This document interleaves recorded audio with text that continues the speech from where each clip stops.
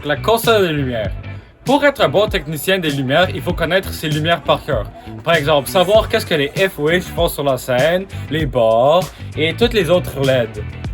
Donc, voici les lumières naturelles, ce sont les FOH qui éclairent toute la scène.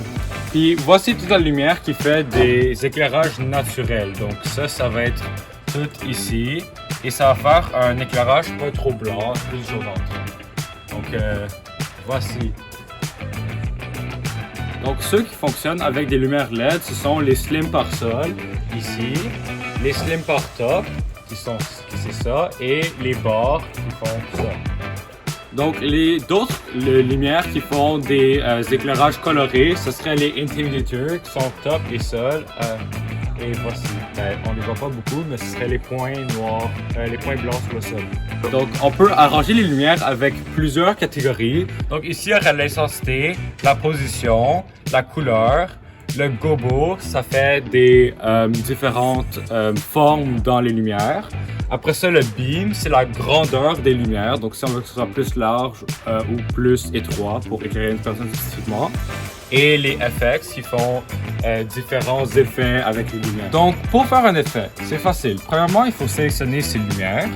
Après ça, on va ici dans la petite flèche et on choisit un effet qu'on va faire. Par exemple, si on va faire bouger les lumières. Premièrement, il faut que l'intensité soit à 100%. Après ça, on va changer le pan tilt. Donc, on va aller dans le FX, on va faire bouger le pan et le tilt. Après ça, il faut donner une vitesse pour que ça bouge. Donc là, par exemple, ici, on a ça. Là, ça bouge très rapidement à une vitesse de 85. Mais si on veut que ce soit plus lentement, on va faire plus lent. Et ici, on peut décider comment est-ce que la lumière va bouger. Donc là, ça va faire quelque chose de très spécifique. Si on veut que ça bouge plus sur un côté, disons, on va mettre ici le swing et le punt plus élevé. Là, ça bouge beaucoup trop, donc je vais le mettre plus bas. Et après ça, on peut aussi faire bouger chaque lumière spécifiquement. Donc, on va mettre un wave et un step.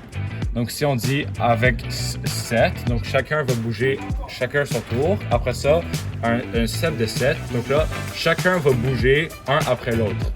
Là, ça fait ça. Après ça, il y a une autre lumière qui va commencer à bouger. Après ça, il y a d'autres lumières qui vont bouger, et etc. Et voilà. Pour enregistrer un cue, c'est très facile. Premièrement, on pèse sur le bouton Record sur la console. Après ça, on sélectionne la place où est-ce qu'on veut le record. Donc, par exemple, ici.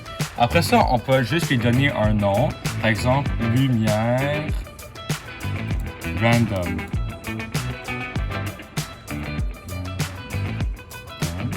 Par exemple, et après ça, on pèse sur Enter et ça va faire un cue.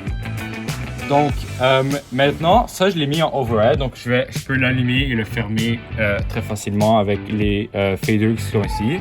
Mais si on veut le mettre dans différentes catégories, on fait juste cliquer longtemps dessus et ça va faire apparaître une fenêtre qu'on peut changer en cue list et c'est celui qu'on utilise le plus souvent habituellement. Dans un spectacle, pour faire des lumières, il faut qu'on fasse quelque chose qu'on appelle une image. Donc une image, c'est un agencement de plein de couleurs puis de plein de lumières différentes pour créer une ambiance sur la scène. Donc comment on crée une image, il faut se baser sur quel genre de spectacle on fait. Donc si c'est du théâtre, on veut que ça soit plus sobre, on ne met pas beaucoup de couleurs. Mais si c'est un spectacle de danse avec beaucoup de mouvements, on veut mettre beaucoup de mouvements, on veut mettre beaucoup de couleurs pétantes et on veut que ça bouge. Donc, si on fait par exemple un spectacle de danse, on va commencer par des FOH. FOH, c'est la lumière naturelle, encore une fois, pour qu'on puisse voir nos danseurs. Donc, on utilise le FOH urgence ici. Et on va commencer à construire notre image à partir de ça. Donc, moi, aujourd'hui, j'ai envie de mettre des intimidators et je veux leur mettre une position de soleil.